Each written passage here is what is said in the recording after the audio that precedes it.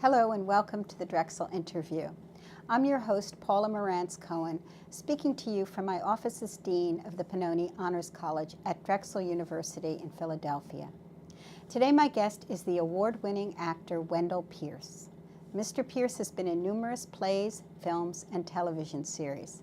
He's perhaps best known for his work in The Wire, in which he played the natty, hard-drinking detective Bunk Moreland, and in Treme, in which he played Antoine Baptiste, the trombone player who, like his city, must undergo reclamation. Born and raised in New Orleans, where his family home was destroyed by Hurricane Katrina, Wendell Pierce has taken an active role in helping to rebuild his old neighborhood. This is a two-part interview. We will devote the first part to Mr. Pierce's acting career. The second part will focus on his book, The Wind in the Reeds, A Storm, a Play, and the City That Would Not Be Broken, which deals with his growing up in New Orleans and his and the city's response in the aftermath of Hurricane Katrina. Wendell Pierce, I am a huge fan. Oh, thank you. Welcome to the Drexel Interview. It's great to be here. So, you seem to have gotten the theater bug very early in your life. Oh, yeah. Tell us about what it is, or what it was that drew you to acting. The first thing I did was I played Chicken Little in kindergarten. The sky is falling down, the sky is falling down, my first line. I always had an interest in it, and then one summer, between 5th grade and 6th grade, I told my mother I didn't want to go to camp anymore. And she said, well, you know the rules of the house. If you're not going to go to camp, you're going to have to get a job, and you're too young to get a job, so you're going to camp. And I said, oh, I just don't want to go to a regular camp. So I went to a theater and film camp at the University of New Orleans. I had a good time. Really enjoyed it. Learned a lot about theater, did little films there. How old were you? And I was 11 years old, maybe 10 or 11 years old. Very interesting. Went back to school, and it was a husband and wife team in graduate school. And they called me and said, would you be in our thesis play? And I was the lead in The Midsummer's Magic, a little children's play. And then I went on and played sports, and then I really got focused when they came recruiting for the New Orleans Center for Creative Arts, which was my performing arts high school. And it was attached to any high school you wanted to go to. So I was able to get the best of both worlds, a great academic learning experience from Benjamin Franklin High School. Had a half hour for lunch, and then I would go to New Orleans Center for Creative Arts. And they took the training very seriously. And they said that if you want to be a professional artist, you have to approach it with a serious nature. It's a part of a lifestyle, not just some transient thing that you have a slight interest in. You have to be dedicated. And so you are a success, even if you leave here and leave the program knowing you don't want to do this. We'd rather you find out now at 15 that this is not something you want to do, instead of pursuing it and finding out later in life. That's interesting, and I guess that was the training that really propelled you to go to Juilliard Yes. in New York City, probably the most selective acting school, the most prestigious at least, in the Yes. country. Yes. And I wonder about that. That must have been, I mean, I know you had it sounds like you had rigorous training in New Orleans, but to go to New York City, to Juilliard, was there a culture shock involved there? Did you feel out of place or in any way strained in that atmosphere? There's always culture shock for any young person going to New York City. It's a huge experience. Even though I had an aunt there and I was living with her, it was something that I wanted to do, though. New York was the place that I wanted to be. And I prepared to go to Juilliard. I really wanted to go to Juilliard. You prepared in this sense, the audition, obviously you prepared. Prepared the audition, but also what the New Orleans Center for Creative Arts really did was understanding that you have to become a student of your craft. And that the greatest relationship I'm ever going to have is with my work. I developed the understanding that acting for me was taking a brick from every instructor and deciding which one you're going to build your house with, which one is the strongest for you, and those that don't work for you, cast them aside. It doesn't mean that that instruction wasn't important. In Juilliard, then the intensity of the work at Juilliard just brought it even home more, that this is a lifestyle. It's a vocation, a thing that you're called to do. Right now, it's my occupation. One day it may not be. But that means I'll be on a garbage truck and afterwards take a shower and go to some little community theater and do a play. I will always be an actor. Employment doesn't define me as an artist. My work does. And You got that from Juilliard. Well, it sounds like you got that a Juilliard. little bit before that, but Juilliard really brought it home. Yes, and the intensity of it, the specificity and intensity of the And I bet it gave work. you tremendous confidence once you went through it. It's interesting. It's a little bit of both. The one thing, when I graduated, I was certain of, was I wasn't an actor. I thought, man, I had had to work on so much, and they were so demanding of you at Juilliard that it can build up an insecurity sometimes. And my insecurity was that I was just not ready. I'm not a good actor. I'm ready to go home. And I'll just, work on the radio, which I started. That was my summer jobs. I would go home and do radios in New Orleans, and then I got my first job. What was your first job? My first job was in The Money Pit. Oh, I remember that movie. Yeah, a very small role in it. I was very young, and then I said, oh well, that was just luck. Then I got another job at the Long Wharf Theater in Connecticut, and then I got a job going on the road, and I was just like, and with each job, I kept saying, well, they're going to soon find out. It's called the Imposter Syndrome, Yeah. I think it exists in every profession. Yeah. And then somewhere along the line, I realized a year had gone by, and I had earned my living as an actor. Odd jobs here and there, but for the most part as an actor. And then I said, Wendell, you're an actor. Stop saying, well, maybe I'm an actor. You're an actor. And once I made that dedication to being a professional actor in my own mind, then that's when the career really took off. Well, I know there are lots of roles in between, but I want to get to the role, at least the first role for which you will, as you say in your book, your obituary will start with this. Yes. In The Wire, the David Simon series, you play Bunk Moreland, and this part is just so memorable and so powerful, in my opinion, and so humorous, too. No, thank you, yes. And so charming. And the series itself, before we even get into the role, is so important. As I have told you before, I taught a course on The Wire, so it's very important to me to have you here. I think it's the most important television series that has ever been produced. Yes. I teach Shakespeare, and I put it on a par in many ways. Right. I wonder how you felt being cast in that role, in that series. Did you realize then how important it was, or did that come gradually?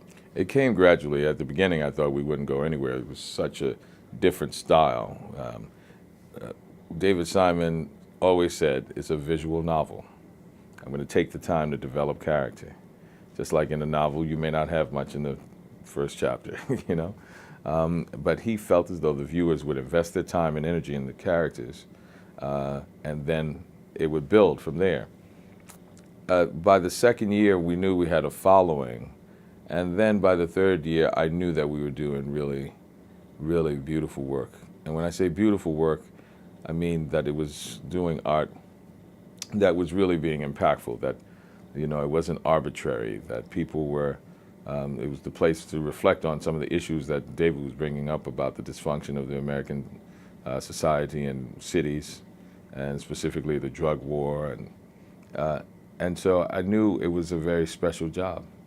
But it took you till the third season to really get the full feel? It took me to the third season to realize the impact that it was having on audiences.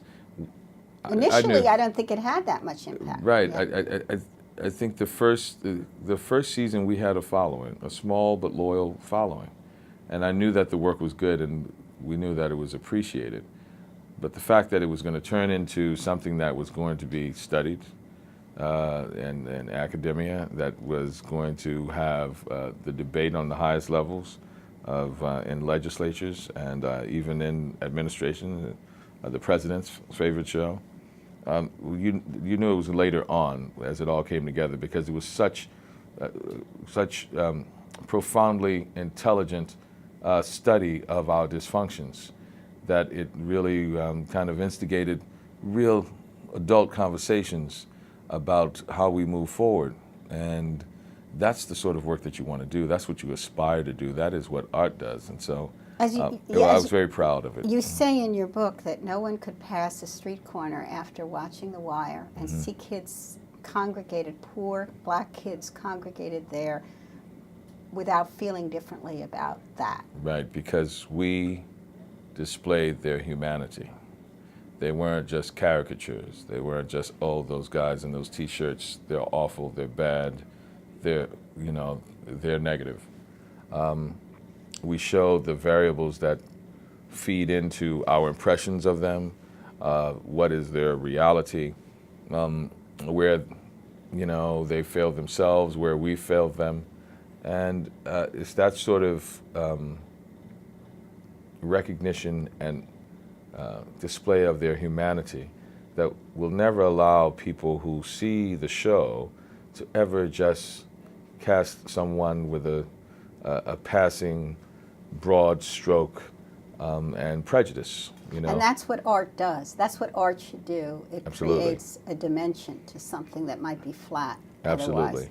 Otherwise. I want to ask you about the cast in the series. I mean, it's so ironic in a way that at least two of the actors, there may be three, were British, Dominic West and Idris Elba. These people were classically trained. You were classically trained. And then you had these actors like, I'm thinking of Snoop in particular, taken from the Baltimore streets and put in there. Now, this mix of people, how did that work? And what do you think? Did it add a quality that you had these people coming from so many different dimensions? Absolutely, because David focused on authenticity in his writing, and authenticity of the experience and of the world that he was creating.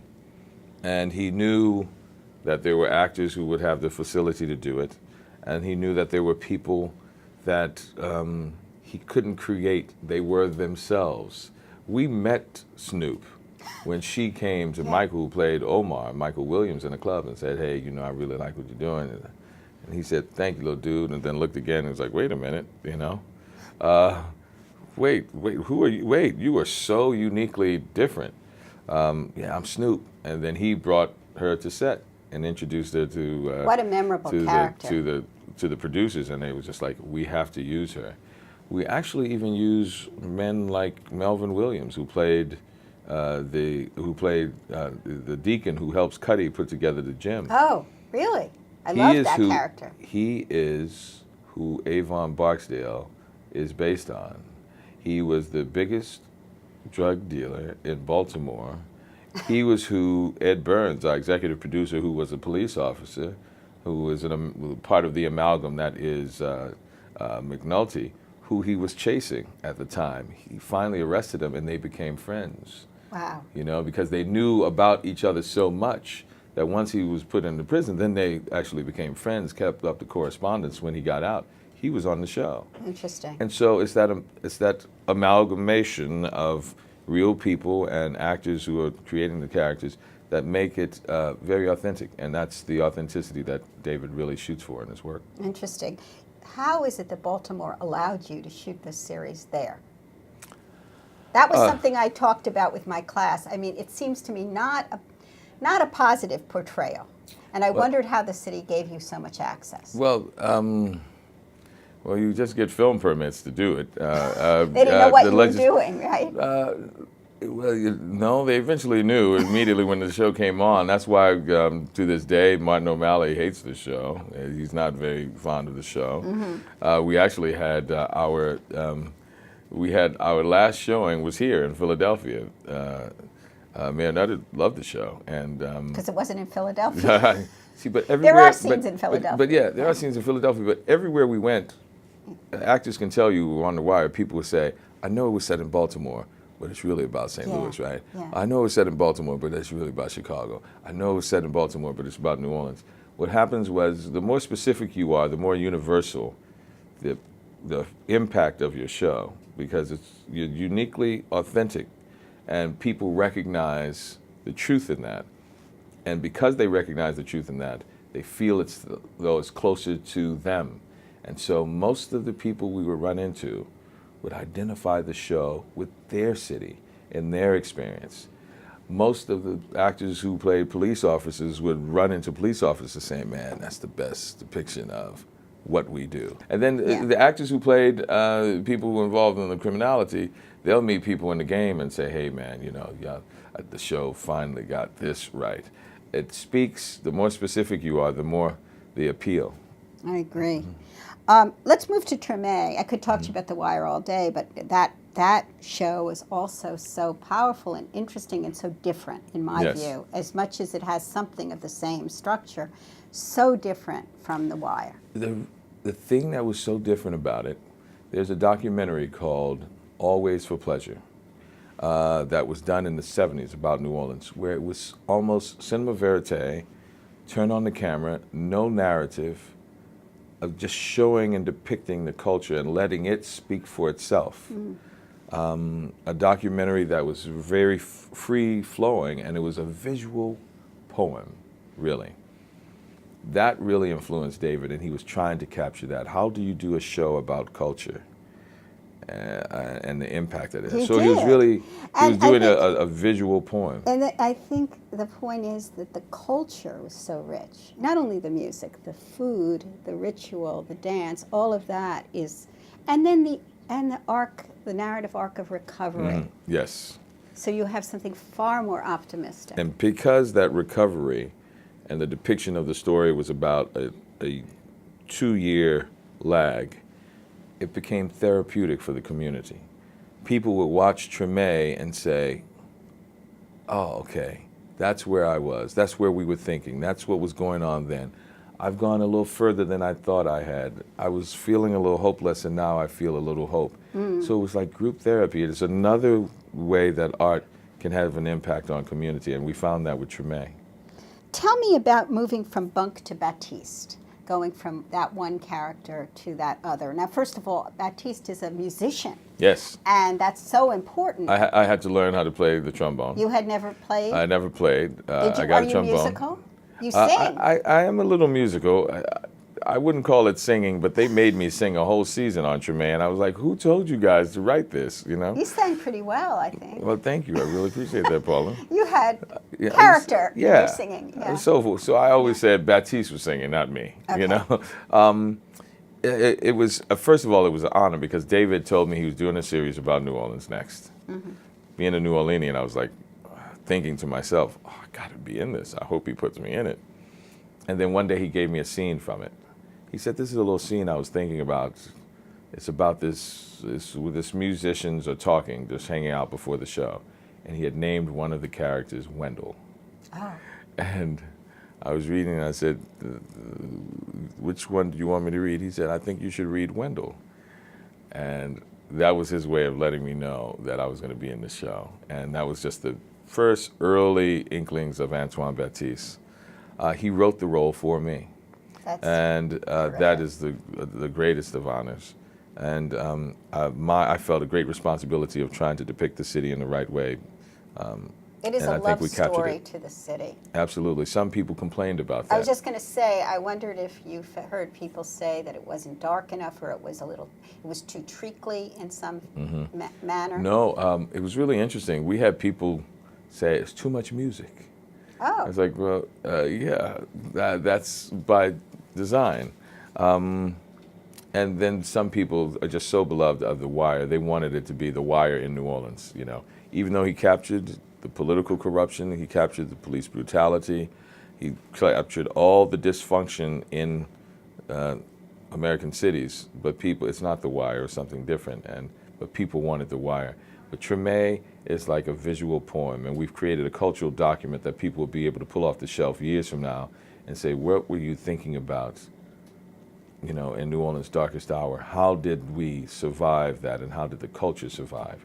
And it's just a little cultural document of where we were at that particular time. Yeah, I feel that, and if he'd done The Wire again, what would be the point? Yeah. Let's talk about, your range as an actor is quite wide. I mean, you've done movies from the Twilight series to Selma in movies, the Michael J. Fox show, and The Odd Couple in television, as well as, of course, The Wire and Treme. And you've also done theater, August Wilson's plays, and then this extraordinary play that you did, Waiting for Godot, the Beckett play, both in Harlem and then in New Orleans itself. Yes. Tell me about the various media. Which do you have a favorite? What do you do when you adjust to each of these media? What happened when you first get out of school? I was a little bit of a theater snob, theater. Because you went to Juilliard. Went to Juilliard. It's only theaters where the real actors are. And then you realize it's really about the material. I mean, I have not found anything outside of August Wilson and Shakespeare. I haven't had the experience of discovering a new writer the way I did with David Simon on that level.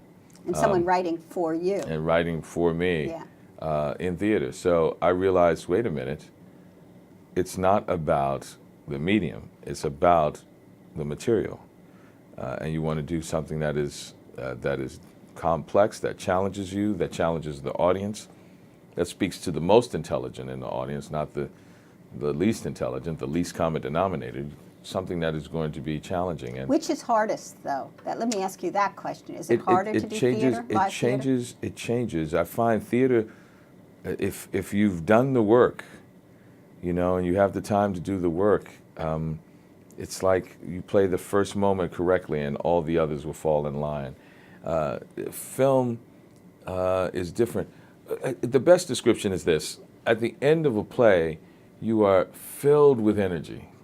And that's why actors always go out afterwards and always, you've been working for 2 hours, and you're not tired. You're just like, wow, you have this sense of just filled with energy. Mm-hmm. At the end of filming, you're exhausted. You're exhausted. You have, spent everything, and you bring so much to try to capture that moment that you expend so much. So it's a shift, going the opposite ways when it comes to the energy.